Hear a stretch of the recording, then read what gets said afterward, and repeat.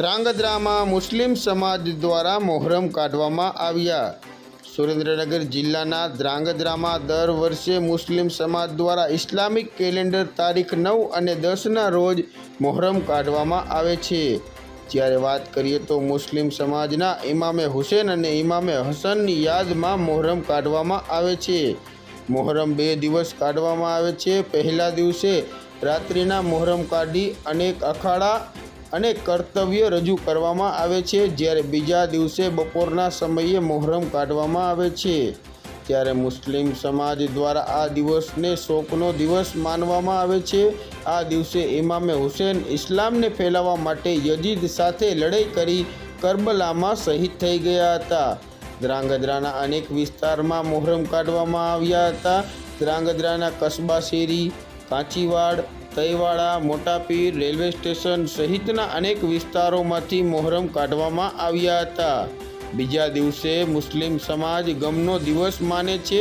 ઇમામે હુસેન અને ઇમામે હસનની યાદમાં ધ્રાંગધ્રા શહેરમાં અનેક જગ્યાએ છબીલ તથા કેમ્પોનું આયોજન પણ કરાયું હતું। ધ્રાંગધ્રાની કસ્બા શેરી, આશિકે રસૂલ કમેટી તથા ખારી શેરી મોટાપીરના મોહરમ છેલ્લા 25 વર્ષ કરતાં પણ વધારે સમયથી કાઢવામાં આવે છે। મોહરમના તહેવાર નિમિત્તે સુરેન્દ્રનગર જિલ્લા પોલીસ વડા ડૉક્ટર ગિરીશ પંડ્યા, ધ્રાંગધ્રા નગરપાલિકા પ્રમુખ કુલદીપસિંહ ઝાલા, ધ્રાંગધ્રા ડિવિઝનના ડીવાયએસપી જેડી પુરોહિત સહિતના લોકો મોહરમની મુલાકાતે આવ્યા હતા। આ આયોજનમાં ધ્રાંગધ્રાના દરેક મુસ્લિમ ભાઈઓ તથા બહેનો જોડાય છે। આ મોહરમમાં હિન્દુ મુસ્લિમ સાથે મળી તહેવાર ઉજવે છે। ત્યારે મોહરમમાં ઢોલ, વાજિંત્ર, અખાડા, આગના ફુવારા સહિતના અનેક કર્તવ્ય રજૂ કરવામાં આવે છે।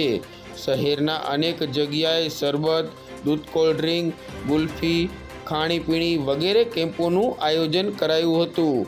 મોહરમને લઈને કોઈ અનિચ્છનીય બનાવ ન બને તે માટે ડીવાયએસપી, પીઆઈ, પીએસઆઈ તેમજ ધ્રાંગધ્રા સિટી પોલીસ તેમજ તાલુકા પોલીસ સ્ટેશનના સ્ટાફ દ્વારા ચુસ્ત બંદોબસ્ત ગોઠવી દેવાયો હતો અને શાંતિપૂર્ણ રીતે તહેવાર સંપન્ન થયો હતો।